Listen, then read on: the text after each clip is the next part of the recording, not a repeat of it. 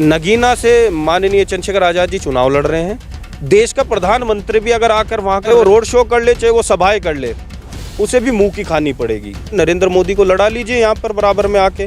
आप चंद्रशेखर को कह रहे हो कि वहाँ लड़ाई, नरेंद्र मोदी को लड़ा लीजिए। अगर जमानत ना जब्त हो जाए तो संगठन को त्याग देंगे। पहली बार चंद्रशेखर की जमानत जब्त हो गई थी जब सामने से लड़े थे। शुरुआत में जहाँ चंद्रशेखर आज़ाद चुनाव लड़े वहाँ लोगों को डराया जाता है। आज़ाद समाज पार्टी इस बार चुनाव लड़ने जा रही है, तो वो अपने दम पर चुनाव लड़ेगी या किसी का हाथ पकड़कर चुनाव? आज़ाद समाज पार्टी अपने कार्यकर्ताओं के दम पर चुनाव लड़ेगी। अगर ये व्यक्ति एक बार पार्लियामेंट पहुंच गया तो उनकी सबकी दुकानें बंद करेंगे। सहारनपुर से क्यों नहीं लड़ते, ये एक बड़ा कारण भी। लगभग 7 साल पहले कह दिए थे कि मैं सहारनपुर से अलविदा कह रहा हूँ। सहारनपुर का संगठन जो है सहारनपुर को संभालेगा।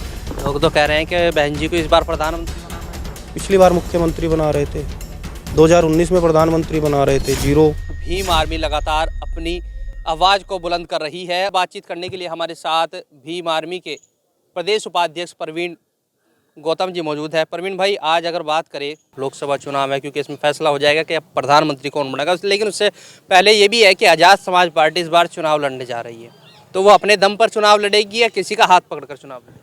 नंबर 1 बात तो आज़ाद समाज पार्टी अपने कार्यकर्ताओं के दम पर चुनाव लड़ेगी, और कार्यकर्ता इतना मजबूत है आज़ाद समाज पार्टी भीम आर्मी का, वो अपने दम पर चंद्रशेखर आज़ाद जी को पार्लियामेंट भेजने का काम कर सकती है और करेंगे।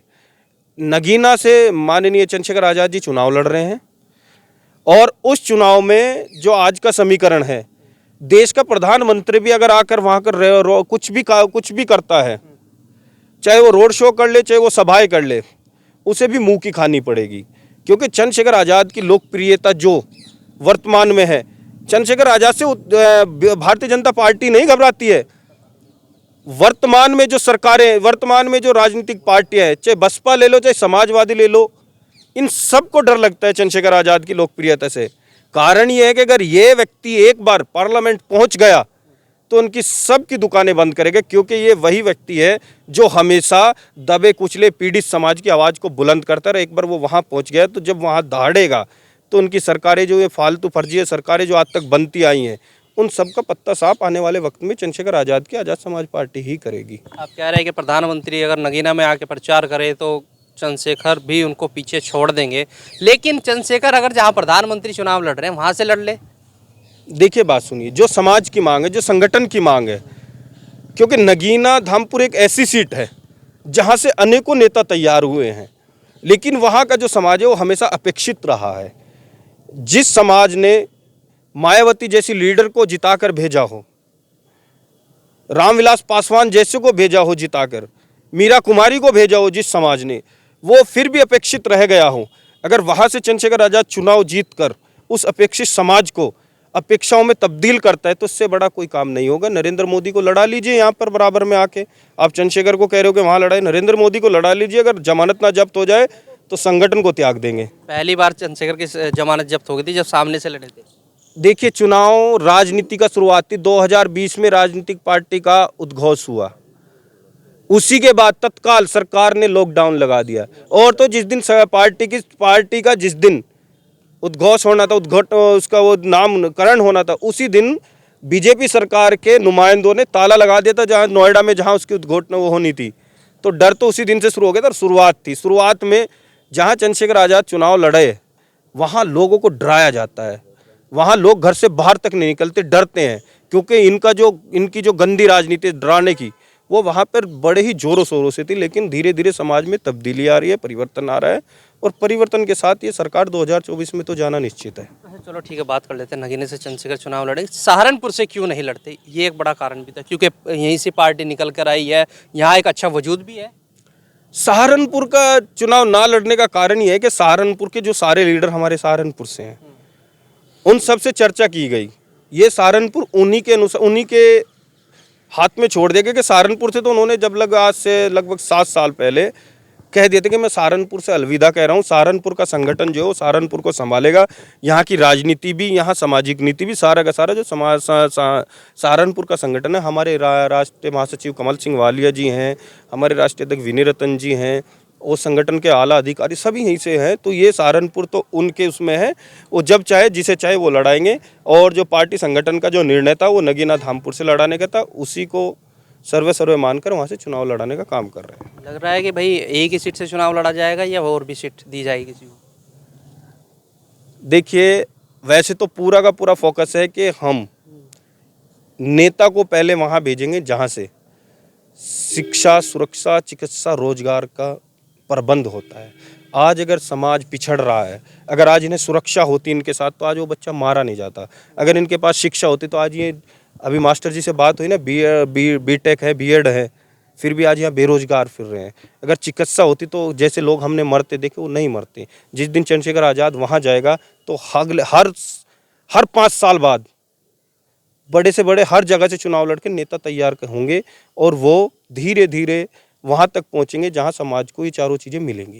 एक चंद्रशेखर ने जब संगठन चलाया था और संगठन बड़ा जोरों पर 2017 में रहा, विवादित भी इसको कहा गया और चंद्रशेखर फिर जेल भी गए, उनको मार भी खानी पड़ी।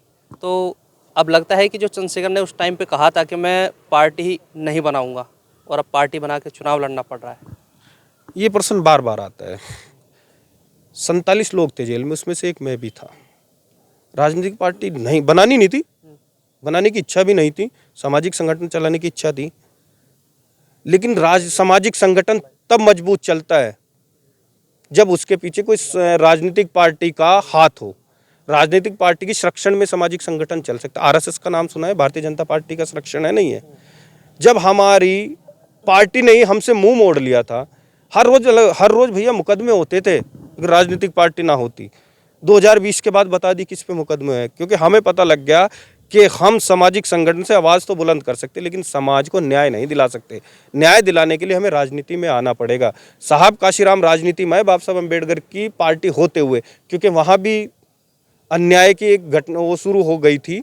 तो राजनीतिक पार्टी का बनाने का यही उद्देश्य है कि सामाजिक और राजनीतिक दोनों का तालमेल बिठा के समाज को न्याय दिलाने के लिए पार्टी बनानी पड़ी।